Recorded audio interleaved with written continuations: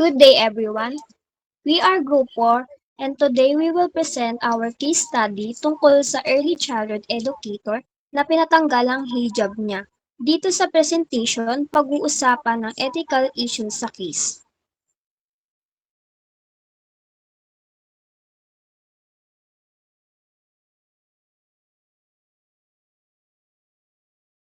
So, good afternoon po. I'm Althea Yasmin C. Polong, and this case po is about an early childhood Muslim educator na si Banu. She experienced being repeatedly asked to remove her hijab despite knowing their beliefs about it. Her coworker believed that the children are scared by her appearance. Aside from that, she also experienced workplace bullying that leads her to resign from her job. So, this case po is about po sa isang Muslim instructor na si Banu. Although her coworkers knew po how important and sacred hijab is in their beliefs, paulit-ulit daw po siyang pinipilit ng mga ito na tanggalin yung hijab. Ang reason daw po nila is natatakot daw po ang mga bata because of it. Aside from that, is nakaranas daw po siya ng other types of bullying that push her po para mag-resign po sa trabaho. After resigning po, Bano complained po about sa discrimination na naranasan niya in the workplace. Nasettle naman po ang lahat pagtapos mag-apologize ng employer sa kanya. She knows po kasi that partly may fault din po siya dahil hindi niya sinabi yung mga complaint while she's still at work. So, why why this study? Why we choose this study? So, we chose this case po because despite having different religious beliefs, we believe that we should respect theirs. We wanted to remind others that being different is not a reason po for discrimination or unfair treatment. So, we chose this case po dahil yung ganitong klaseng discrimination po ay hindi lang naman nangyayari inside the workplace but also po sa mga schools or other places. We want to make others understand po um, that we may have different beliefs po, but we should respect others. We should respect others' differences because of it. Sabi nga po, di ba, don't do unto others what you would not have them do unto you. Meaning to say po, if we want po na respetuhin ng ibang tao yung paniniwala natin, we should respect theirs as well and not make them feel bad about being different. We also want to mark in others' head po that being different is not a reason po para tratuhin ng hindi tama ang ibang tao.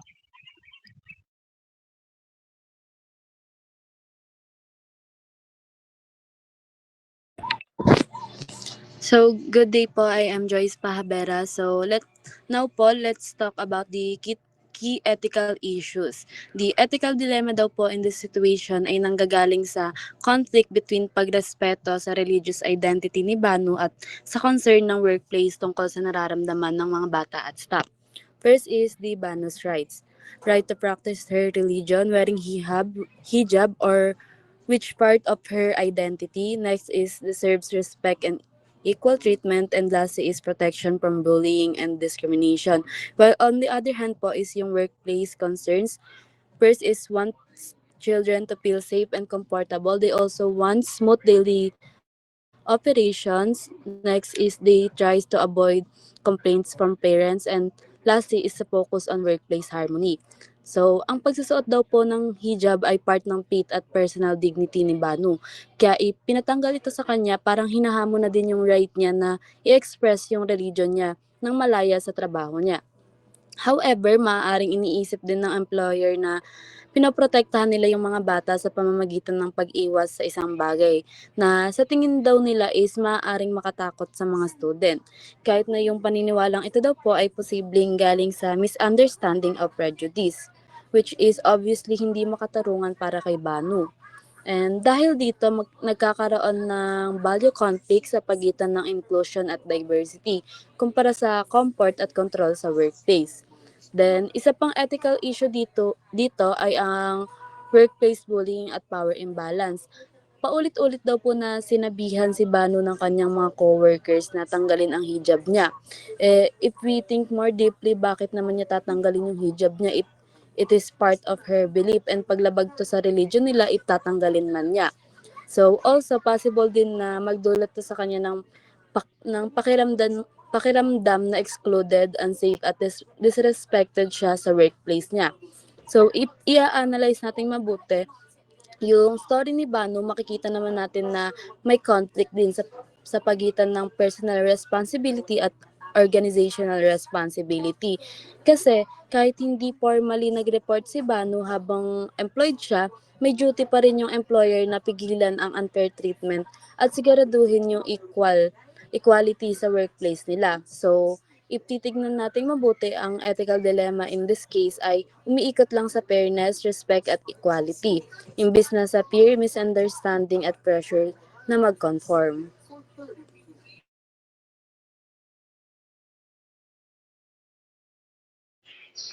I'm Joris S. Aquino po.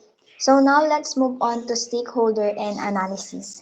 First, Banyu, employee and primary victim. Si Banyu ang pinaka-apektado sa issue dahil siya ang directly nakaranas ng discrimination. Ang interest niya sa case ay respect, emotional safety at freedom na maipapakita ang kanyang religion sa pamamagitan ng hijab.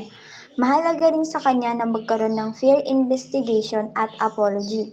Gusto rin niyang maprotect ang career niya tulad ng magandang reference o chance na makabalik sa trabaho. May interesting siya na compensation dahil naapektuhan ang mental health at professional life niya. Second, children in the center. Ang mga bata ay araw-araw nakakasama ni Banyu, kaya affected din sila sa sitwasyon. Ang interest nila ay magkaroon ng safe, stable at supportive environment. Katulad din nilang makaramdam ng security at consistency sa care.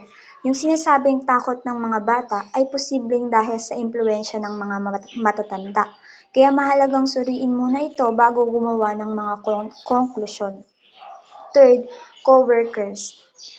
Ang mga coworkers ay maaaring naniniwala na ginagawa nila ang tama para sa mga bata. Ang interes nila ay maging komportable sa trabaho at maiwasan ng conflict o punishment. Pero posible rin na may unconscious bias or kakulangan sa cultural understanding, kaya mahalaga ang training at awareness sa ganitong sitwasyon. Fourth, employer and management. Ang employer ang may pinakamalaking responsibilidad sa pag-handle ng kaso. Ang interes nila ay sumunod sa batas, mapanatili ang magandang image ng center at maiwasan ang legal problems. Gusto rin nilang maayos ang relasyon ng mga empleyado. Dahil may power sila, sila ang dapat magpatupad ng policies at solutions. Next, parents and families. Ang mga magulang ay concerned sa safety at well-being ng kanilang mga anak. Gusto nila ng malinaw na komunikasyon at assurance na profesional ang mga staff. Importante rin sa kanila ang cultural sensitivity. Ang tiwala nila sa center ay nakakaapekto sa reputasyon nito. And lastly, anti-discrimination, NSW, ADNSW, and regulators. Ang ADNSW at regulators ang nagbabantay kung nasusunod ang anti-discrimination laws. Ang interes nila ay protektahan ang workers laban sa unfair treatment. Tumutulong din sila sa pag-resolve ng complaints sa pamamagitan nila mas napapalakas ang inclusive at respectful workplaces.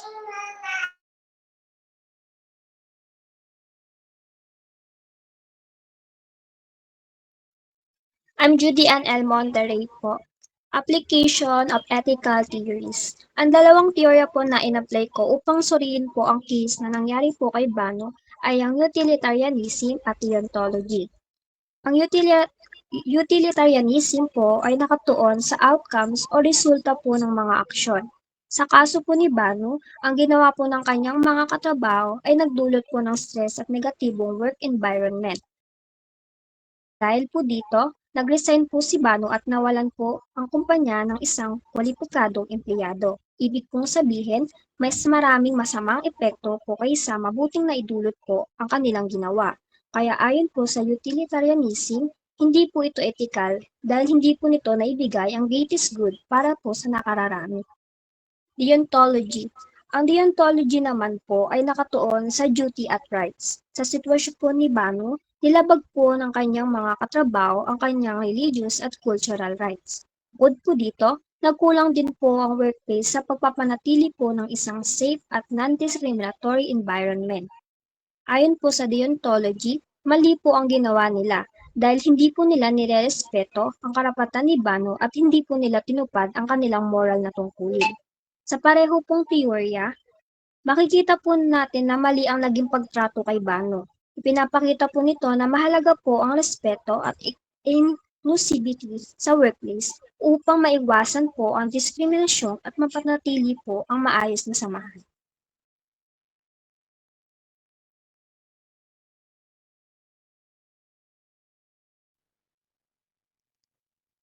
Good day, everyone. My name is BJ Inan DJ Kalma, and now let's proceed to work values involved. So, in this case, I saw that respect is important because workers should accept each other's religion and identity. For example, we should respect someone who wears hijab and don't say negative comments to her. And next, fairness. Fairness also matters since everyone should be treated equally, such as giving all employees the same support and opportunities regardless of their background. And next is integrity.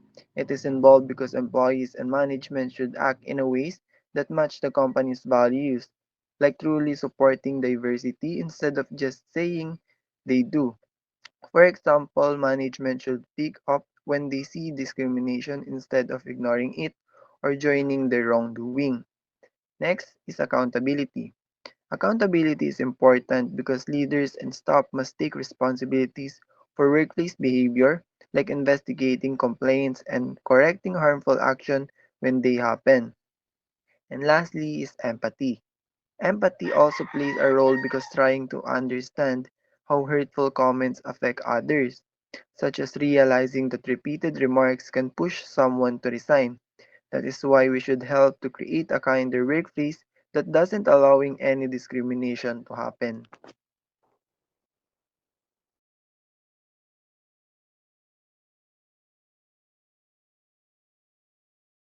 So let's now move forward to the proposed solutions. So let me start the first one. Having school dress code policy that align with their employees' religion. Since mainly nga po yung dahilan ng pag-complain ni Banu is about nga po sa pagpilit ng coworkers na tanggalin yung hijab na part po ng religious culture nila. Um, I came up I came up with a thought that they should have dress code about it. In that case po, some will question man po about how she dressed herself. They can't do anything about it because it's legal po sa workplace nila.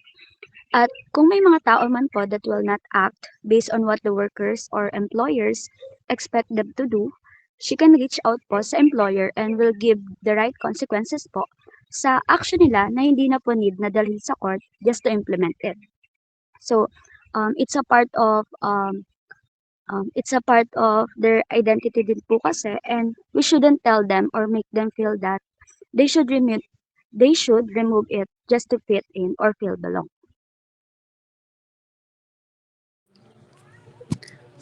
So next naman po is enforce anti-discrimination policies.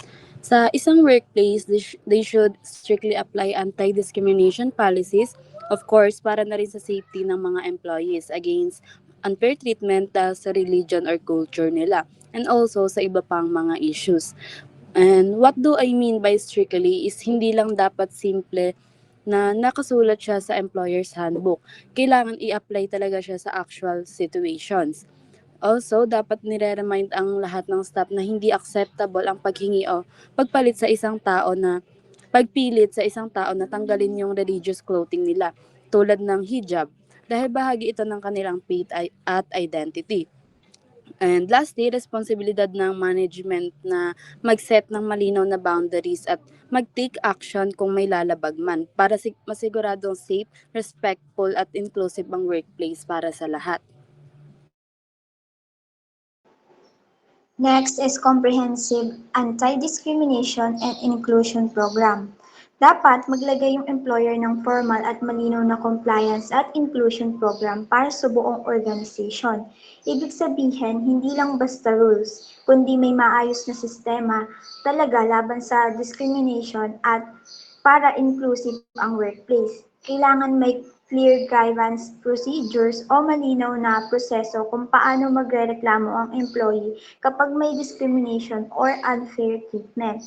Dapat may specific policy din na nagpoprotekta sa religious attire like hijab o ibang religious clothing para siguradong walang bawal o bias laban dito. Dapat mandatory din ang cultural competency training para sa lahat ng staff, meaning tuturuan sila paano rumispeto sa iba't ibang culture at religion para maiwasan ang insensitive comments o actions.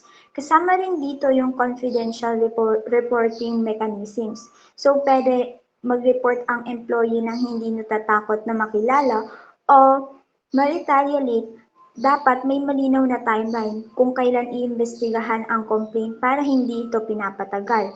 Pwede rin mag-access ng early mediation through Anti-Discrimination NSW kapag may dispute para maayos agad bago pa lumala ang issue. Kapag may nangyaring discrimination, dapat mag-issue ng documented apology ang management at magbigay ng professional at emotional support sa affected employee. Hindi lang sorry verbally, kundi may formal acknowledgement talaga. Kailangan din ng regular workplace audits para ma-check kung nasusunod ang policies. At kung may kailangan pang improve, dapat may assign na trained inclusion officer na mag-o-oversee ng implementation para consistent ang enforcement ng policies. At lastly, maganda rin na kumuha ng regular feedback mula sa employees at parents para malaman kung effective ba ang ginagawa nilang changes. All staff should attend required training about cultural diversity and discrimination. Lahat ng staff ay dapat dumalo sa required training tungkol sa cultural diversity at discrimination. Mahalaga ito para mas maintindihan at ma-appreciate ang iba't ibang kultura, paniniwala at tradisyon ng bawat isa sa workplace. Sa pamamagitan ng training na ito, matututo ang mga empleyado kung paano maging sensitibo at respetado sa pagkakaiba-iba ng kanilang mga katrabaho, pati na rin kung paano iwasan ang diskriminasyon o unfair treatment. Bukod dito, nakakatulong din ito para magkaroon ng mas inclusive, maayos at positibong environment kung saan lahat ay pantay ang oportunidad at nararamdaman ang respeto. Provide support for affected employees means helping workers who experience discrimination in the workplace so they feel safe, respected, and treated fairly. This support can include listening to their concern, offering counseling or emotional assistance, and giving them a safe way to report unfair treatment without fear of punishment. Employers should also investigate complaints properly and take action to stop discrimination. By supporting affected employees, companies promote equality, protect workers' well-being, and create a positive and respectful work environment.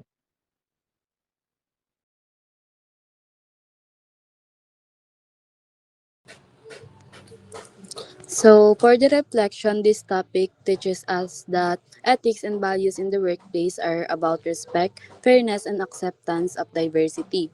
Employees should not be judged or pressured because of their religion, culture, or appearance, since these are part of their identity. The case shows that fear or misunderstanding should never be used as a reason to treat someone unfairly. It also remind employers that they have a responsibility to stop discrimination and protect workers from bullying. Overall, an ethical workplace is one that promotes understanding, equality, and dignity for everyone. So basically, sinasabi dito na it is wrong to treat people unfairly dahil lang sa kasuotan na mayroon siya. And wala tayong karapatan na i-judge yung isang tao just because sumunod siya sa kultura na mayroon sila. So this issue is reminding us to be more open-minded and stop discriminating others kasi hindi natin alam kung ano yung magiging epekto nito sa tao. Yun lang po. Thank you.